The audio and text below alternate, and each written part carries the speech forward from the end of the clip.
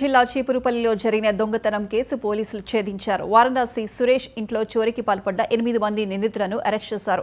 ఇంట్లోని వృద్ధులపై దాడి చేసి దొంగతనం చేసినట్లు డీఎస్పీ రాఘవులు వివరించారు. ఈ కేసులో ఎవరినీ వదిలిపెట్టేది లేదని హెచ్చరించారు.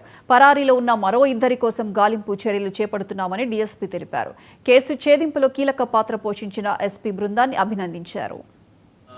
ఆధ్వర్యంలో ఆ టీంలు అవన్నీ ఇచ్చేసి వెంటనే చర్యలు తీసుకోవడం జరిగింది. ఆ క్రమంలో ఇప్పటి వరకు మొత్తం 10 మంది ఈ టీంలో ఎవరైతే గ్యాంగ్ ఉన్నారో క్రిమినల్ గ్యాంగు 10 మందిలో 8 మందిని నిన్న అరెస్ట్ చేయడం జరిగింది. వీళ్ళు ఏంటంటే ఈ మన్యాల సూర్యారావు అని మన చీపురుపల్లి అయినా గచ్చవలస చీపురుపల్లి ఈయన ఏంటంటే ఈ ఎవరెవరి దగ్గర అయితే అధిక మొత్తంలో డబ్బు ఉంటుందో బంగారం ఉంటుందో అటువంటి వాళ్ళు వివరాలు సేకరించి వాళ్ళ దగ్గర నుంచి ఏ విధంగా ఆ డబ్బును కాజేయాలనే ఉద్దేశంతో ఉన్నవాళ్ళు.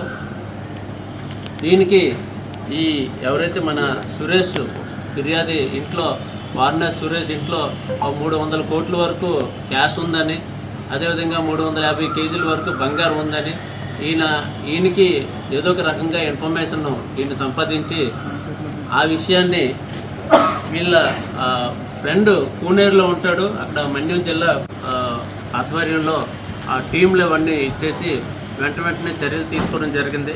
ఆ క్రమంలో ఇప్పటి వరకు మొత్తం 10 మంది ఈ టీంలో